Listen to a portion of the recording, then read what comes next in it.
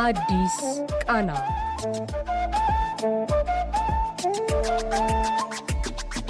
አዲስ ቃና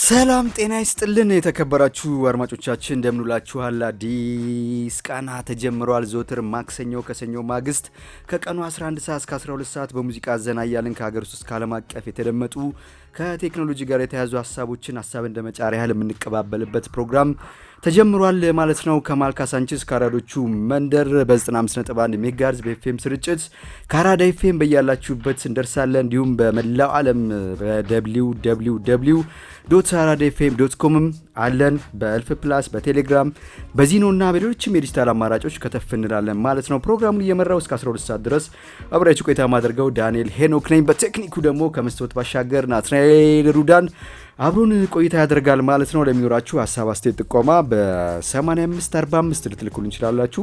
አሊያም በ0912 47 66 27 ላይም ልትልኩልን ትችላላችሁ ማለት ነው። እንግዲህ ያው እንደሚታወቀው በሙዚቃ አዘናያለን ዜናዎችን ከሀገር ውስጥ ከዓለም አቀፍ የተደመጡትን ከቴክኖሎጂ ጋር የተያዙ ሀሳቦችን እናያለን።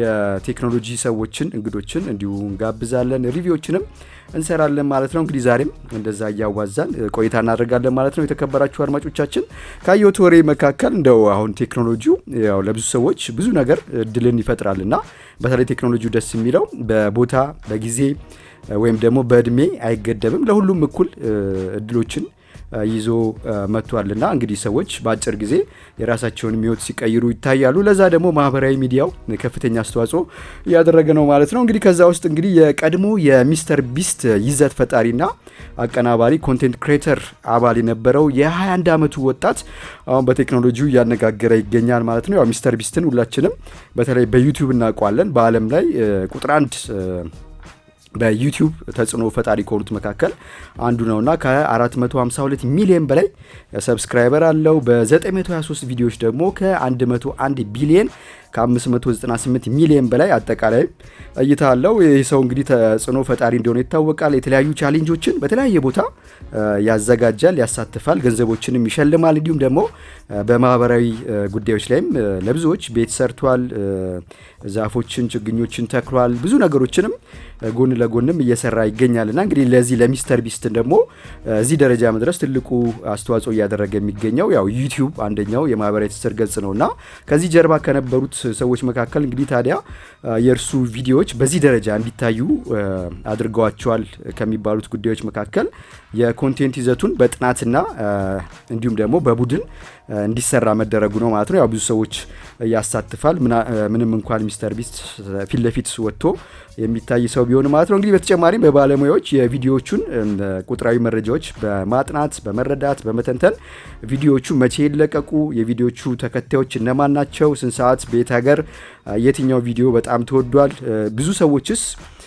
የሚያዩት ቪዲዮ ምንድነው፣ ቪዲዮዎችስ ምንድነው ወይም ደግሞ ለምንድነው ሰዎች የተለቀቀውን ቪዲዮ እስከ መጨረሻው እንዲያዩት ያደረገውና ሌሎች እንግዲህ ትንታኔዎችን በጥልቀት ሲያቀናብር የነበረው ወይም ደግሞ ስትራቴጂስት ከሆኑት ወጣቶች መካከል በተለይም በሚስተር ቢስት አጫጭር ቪዲዮዎች ከፍተኛ ተመልካች እንዲኖራቸው ከጀርባ ሆኖ ሲመራ የነበረው ሰው አሁን ላይ እንግዲህ የራሱን ነገር በራሱ ድርጅት ይዞ መጥቶ ተቀባይነቱ ከፍ እንዳለለት እየተነገረ ይገኛል ማለት ነው። አሁን ላይ እንግዲህ አጫጭር ቪዲዮዎች በፌስቡክ ያው በሪልስ አማካኝነት ወይም ደግሞ በዩቲዩብ በቲክቶክ በኢንስታግራም በየቀኑ በቢሊዮን የሚቆጠሩ ቪዲዮዎች እይታን ያገኛሉ።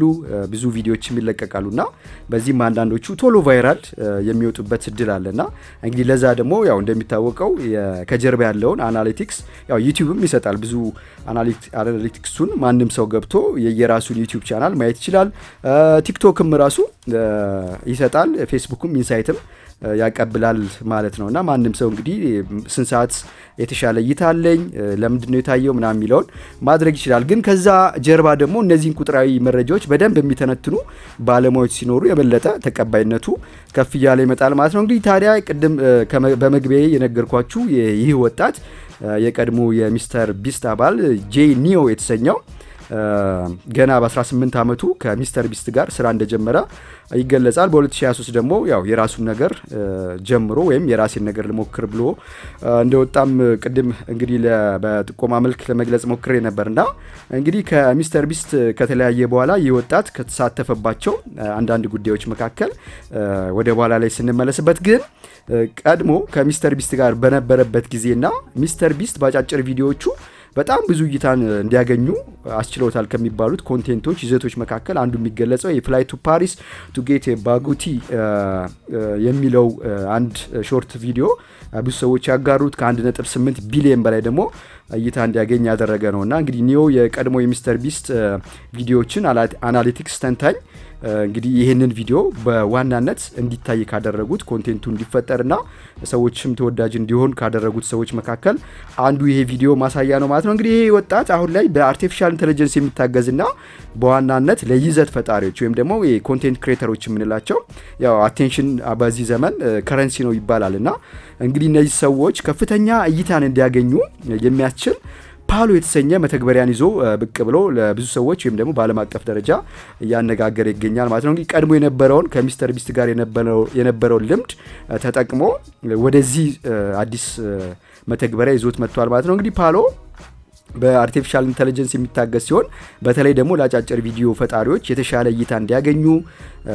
በዚሁም ደግሞ አካውንታቸው ላይ አናሊቲክሱን ቶሎ እንዲያገኙ የሚጣመር ወይም ደግሞ በጋራ የሚያያዝ አዲስ ነገር ይዞ መጥቷል ማለት ነው። እንግዲህ በእያንዳንዱ ቪዲዮ ከተሰለቀቀ በኋላ ወይም ደግሞ ከስር መሰረቱ በመመዘን በመዳሰስ እንግዲህ ስትራቴጂ በመንደፍ ቪዲዮዎቹ የተሻለ እይታ እንዲያገኙ ወይም ደግሞ ሁኮቹ ላይ ትኩረት አድርጎ የሚሰራ ፓሎ የተባለ አፕሊኬሽን ይዞ ወይም ደግሞ መተግበሪያ ይዞ መጥቷል ማለት ነው። እንግዲህ ይሄ ወጣት ስታርታፕ ነው የፈጠረው። እንግዲህ ፓሎ ስታርታፕ አይነት ነገር ነው። በዚህም ሀሳቡ ከ3.8 ሚሊዮን ዶላር በላይ ሬዝ ማድረግም ችሏል ማለት ነው። እንግዲህ ስታርታፖች እንግዲህ እንደዚህ ሀሳብ ወደ መሬት ሲወርድ ለብዙዎች መድረስ ይችላል።